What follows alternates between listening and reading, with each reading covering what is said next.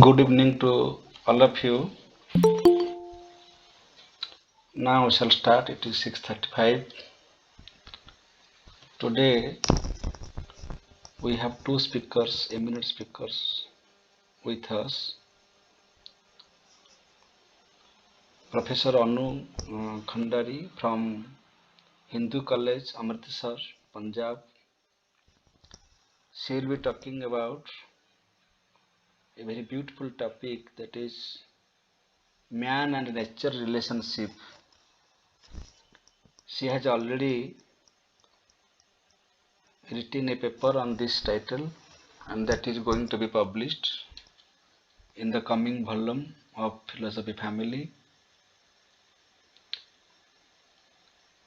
She is very committed to the academic integrity,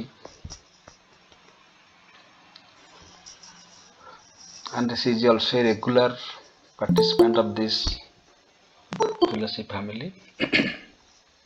In the second session, we have with us Dr. Srinivasan K. Iyer.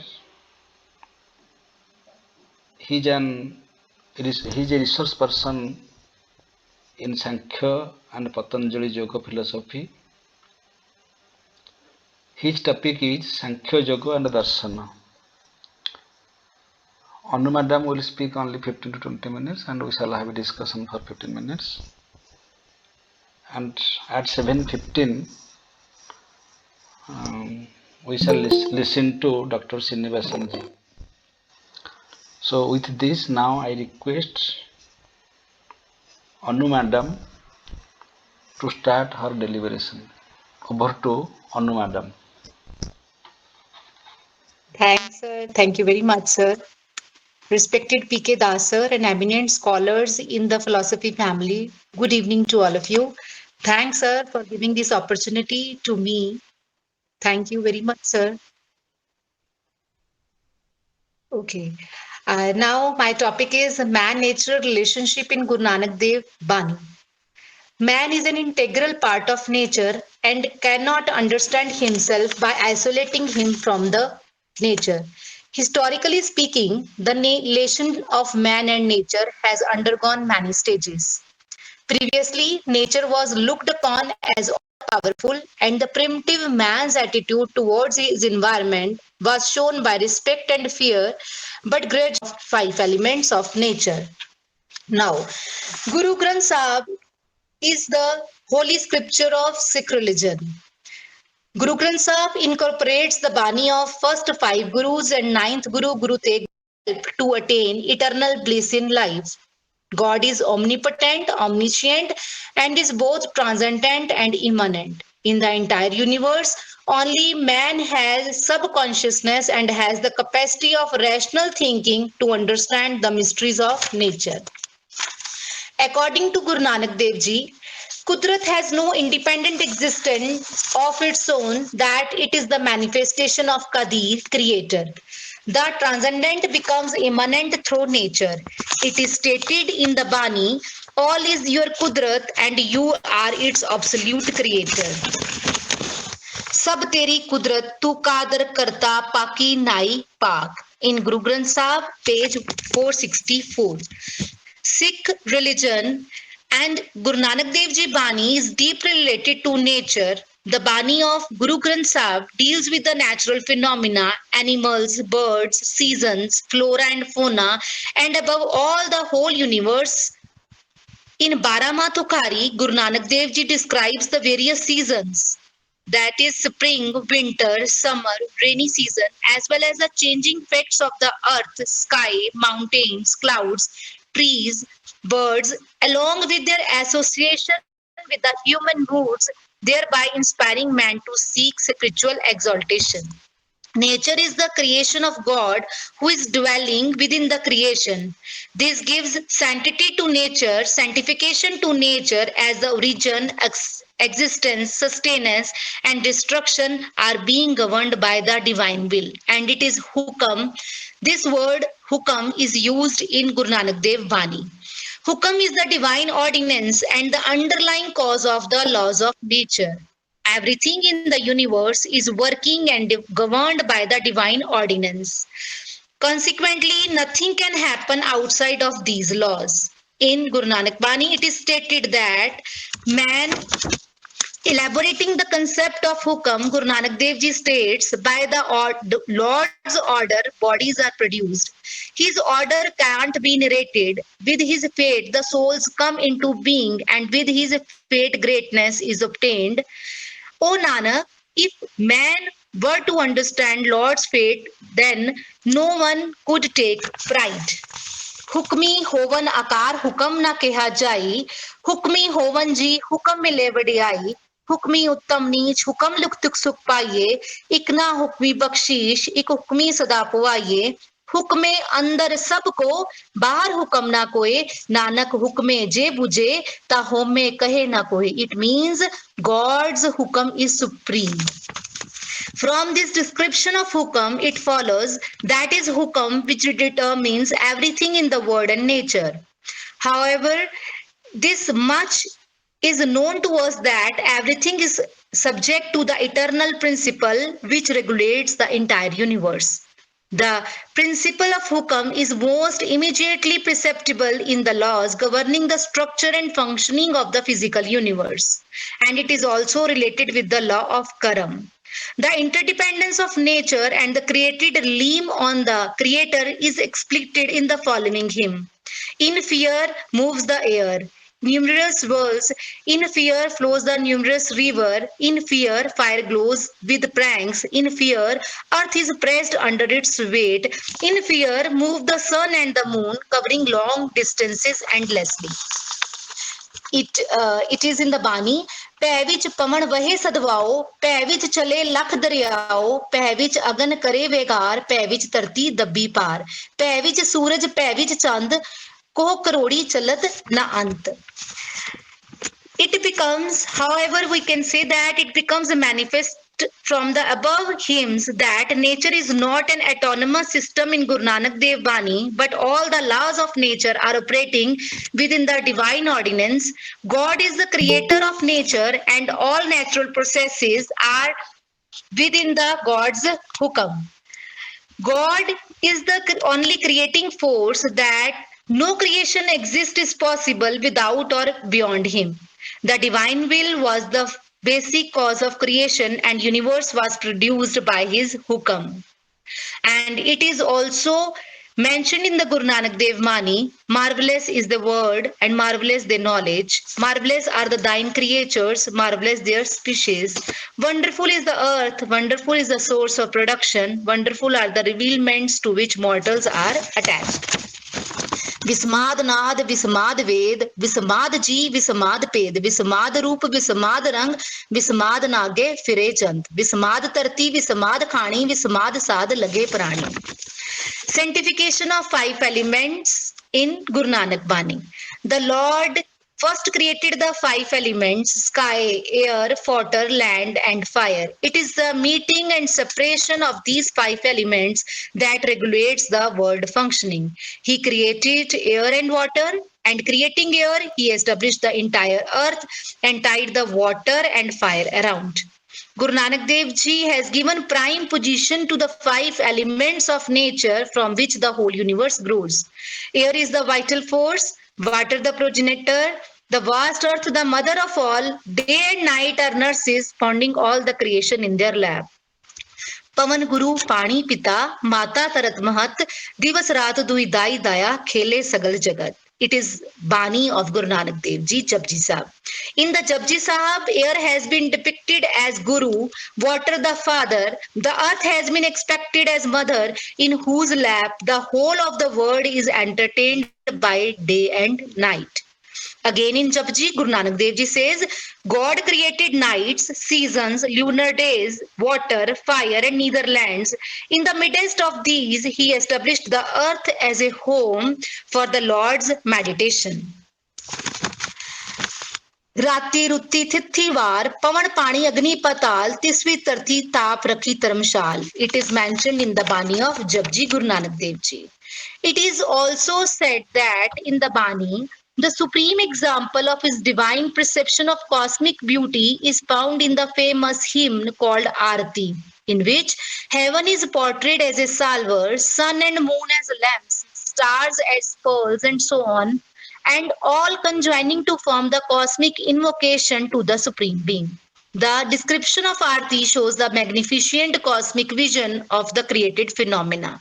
The firmament of the salver, the sun and moon, the lamps, the galaxy of stars are the pearls scattered, the wood of sandal are thine incense, the breeze blow their fan, the flowers of the forest lie as offering at the feet. What wonderful worship with lamps is this, O thou destroyer of fear, unstruck music is the sound of the temple drums. It is mentioned in the Banis, page 663. गगन में थाल रवचंद दीपक बने तारिका मंडल जनक मोती धूप Malayala no पवन चमरो करे सगल बन राय फुलंत ज्योति कैसी आरती होए पवखंडना तेरी आरती. Guru Nanak Dev Ji responds to conserve the nature. There is an apparent divine purpose behind the creation of all phenomena. Man has been enjoined with a discriminative ability to use the natural resources but not to exploit the natural resources because they are not only for our own use but also for the use of future generations. Man doesn't have the right to exploit the nature, but to conserve these resources for the existent generation, but also for the future generations. Man should not exploit the nature beyond his basic requirements. Guru Nanak Dev Ji has holistic vision about nature. For attainment of highest ideal of life, he has advised to follow the Naam Marg. Man is enjoined to rise above his egoistic tendencies and cultivate universal consciousness by living life in the service of mankind. Man can establish order and harmony of nature by intuitive perception of divine presence in all beings. His mission was to create an ideal society where man can live in tune with nature. In present times, the whole world is going in a blind race of materialism. Guru Nanak Dev Ji warns man against the individualistic and materialistic tendencies of life. In Sikhism, truth is God and still higher is truthful living. It is mentioned in the Bani of Guru Nanak Dev Ji, Sach ure sab ko upar sachachar. Truthful living is higher than truth. The ideal man of Guru Nanak Dev Ji should be governed by the virtues, and these virtues are humility, obedience, equality, service, justice, mercy, purity, calmness, and courage. The cultivation of these virtues will ensure balanced living of man, which is the best help to save the environment. Guru Nanak Dev Ji assigns a moral responsibility on every human being to become a perfect devotee of God and as well as to do his work on earth faithfully. This purpose of life is sufficient to promote environmental equilibrium. So, it is the duty of every individual to maintain harmonious relationship with nature because nature is the creation of Supreme God. An awareness of man's relationship to his environment is necessary. Man needs to derive sustenance from the parent, not to deplete, pollute, burn, and destroy it. Guru Nanak Dev Ji believes that an awareness of that sacred relationship between man and nature is necessary for the health of our environment and planet and for our own survival. By doing this, man can realize this divine spark within oneself. If humanity is to survive on this planet, man has to make very conscious in their relationship to nature and environment. He has to live in harmony with all of God's creation. There should be eco-friendly relationship between man and nature. So then man can conserve the natural resources and for it will be help for the future generations also. The principle of sanctification of life is permitted by awareness that the great forces of nature, namely earth, sky, air, water, fire, as well as the various orders of life, including plants, trees, forest, all are bound to each other within the great rhythms of nature. Modern science and technology have already caused environmental destruction. Today, there is a need for environmental reconstruction. Working close to nature can only sustain our planet. The government and the society should solve the environmental problems, but the best solution would be to follow the commandments of the religious scriptures, which emphasize on good living habits and simple living and high thinking. Thus, there is a need to plan and work for short term and long term goals. We need to adhere environmentally friendly procedures and learn to utilize all these resources efficiently. The art of balancing the interest of the present as well as of the future generations is to be practiced. Conversation relates to the care for the future, and we need to promote lifestyle that will improve and protect for the prosperity of the life and sustaining characteristics of our earth, water, air, and sky. In concluding words, Guru Nanak Dev Ji recommends a balanced living in harmony with outward surroundings. According to Guru Nanak Dev Ji, the environmental hazards arises due to overindulgence, greed, and ignorance of man. If man realizes that this world is a transcendental abode and his stay in this phenomenal world is not permanent, then his attitude for this phenomenal world will change. Then man will use the natural resources not only for comfortable living but also for sustaining these resources for future generations.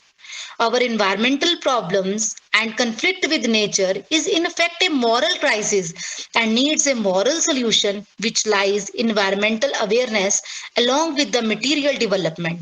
The whole nature is created by one God, so man has no right to exploit any part of the nature.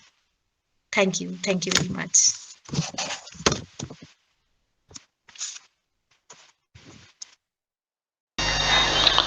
Thank you, Anna Madam. This is very Sir. simple, and your presentation was very lucid. You talked about three types of attachment: attachment of man with man, attachment of man with the cosmos, and attachment of man with the divinity. So there are three types of people around us, according to three types of gunas, sattva, raja, and tama, that will be discussed in the second session by Professor Srinivasan ji. But in at the outset, if we focus on man, that man is the center of everything. Everything is meant for human life, human existence. That is a type of worship. In Upanishad, it is called our attachment is just like a worship. If we worship matter, we become a materialist. If we worship to the higher order, we become that higher order. What we worship, we become that. So if we focus that only human life is valuable and the life of other creatures and the environment is not meaningful, has that has no meaning at all, then it is a very limited knowledge. And the second part is our attachment to the cosmos. From that, we can go to the level of science, and that is better than the first one. But the ultimate platform of human existence is divinity, which includes all.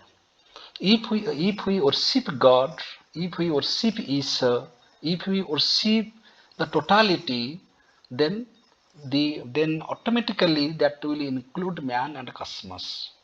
So beyond anthropocentrism and cosmocentrism, we shall transcend these two steps, and we shall live in the abode of divinity.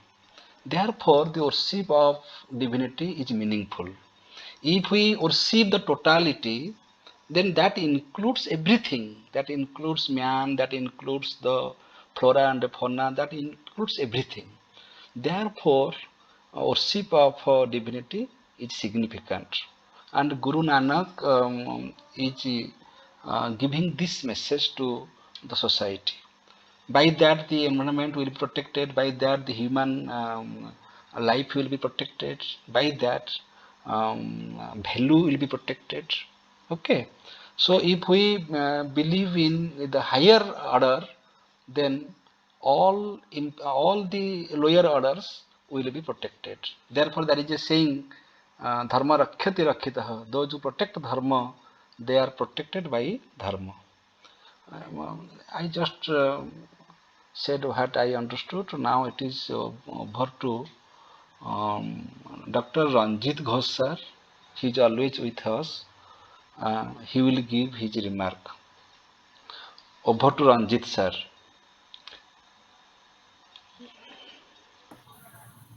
Hello, Yes sir. am I audible? Yes sir. Yes sir. Yes sir. And I should thank uh, Anu Khandari for giving this exposition of Guru Granth Sahib.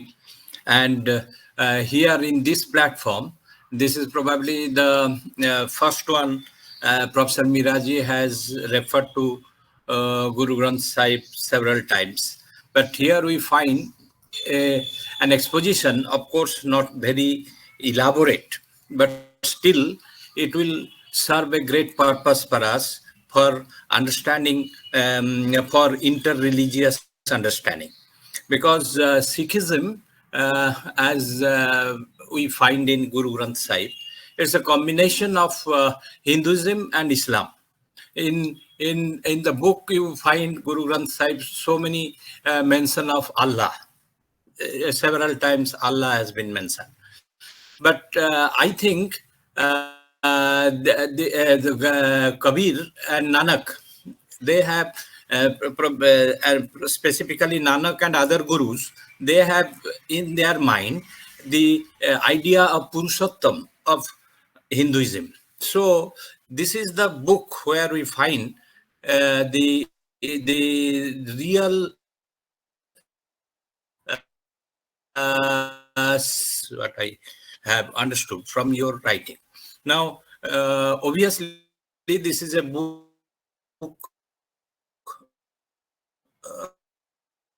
which is to understand the unity of man and nature. Okay, so you can say that it is a referring to a concept of extended humanism. So you can say that even in Nanak's Guru Granth Sahib, we find a type of extended humanism, which extends from man to nature, and it is a type of reciprocity because in Nanak's view, I find a semblance with Spinoza. Spinoza's idea of monotheism, theism, that is found in the Guru Granth Sahib. And I think this much will do for your from my on issues, so that we can get enlightened. Thank you. Over to Hamidullah Maharaj sir. Sir, please have So your I just, yeah, thank you, sir. It was a very good lecture, and the madam has just tried to give a detailed account about the teaching of Guru Nanak Dev Ji about nature, and how we should just conserve it, and how we should not dominate it. Rather, we should get benefit from it, and we should try to avoid all the harm to nature, and never allow any action which can make our natural resources hazardous for us. And this is a good understanding, and Guru Nanak Dev Ji has, and other gurus also have just laid much emphasis on the conservation of natural resources. And we can get very, very, I should say, insightful teachings from Granth Sahib about preservation of nature and ecological balance. And a very important thing in these all teachings is that this ecological or the environmental balance has been related to spiritual objectives. That's very important. So nature has some spirituality in it, and we have to just respect nature in that aspect as well. And in this way, our conservation efforts for natural resources are a type of worship. and these are type of sadhana and type of religious virtuous action, and this is very important. And I had a very good chance in various seminars at Punjab, especially Amritsar and Patiala, where many papers were presented on these topics, and I found that there is much scope in light of Granth Sahib, that a very good account about the conservation of nature and natural sources can be projected before the world, and we need such type of teachings in present times. Thank you very much. Thank you, sir, for your beautiful observation. Now over to Srinivasan ji, sir. Sir, please have your observation. Then we shall start the second session. Srinivasan ji. Well, Professor, that was an excellent presentation by Mrs. Anu Khandari relating to Guru Nanak philosophy, in which I am also deeply involved and engrossed while I was studying MA Philosophy and Religion.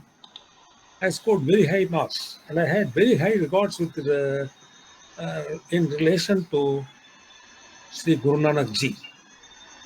For that matter, I have visited Amritsar twice and paid my obeisance over there. Such a kind of attachment developed in my mind, and I wanted to proceed in that perspective, but somehow or other, the field changed to Vedanta philosophy, to Sankhya philosophy. That is why. But apart from that, Anu Khanduri has explicitly, vividly portrayed all the plus points of Guru Nanak's philosophy. This is what my estimation, and I wish her all the best in all her endeavor. Thank you. Thank you, sir. Now over to Anu Madam ji for your final conclusion.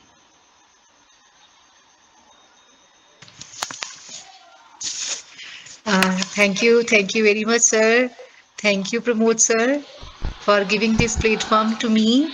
And thanks a lot for encouraging and motivating me, to all eminent scholars and renowned professors. Thanks a lot. Thank you, Thank you madam. very much. Thank you, madam, for your effort. Actually, whatever we are trying to say, we should be very much clear, and that clarity is found in you. Thank you, madam. Thank you. Now we shall Thanks go. a lot, sir. Thank you very much. Thank you. Now we shall go to the second session. Just 1 minute. I am changing this recording programs and restarting again. Just 1 minute.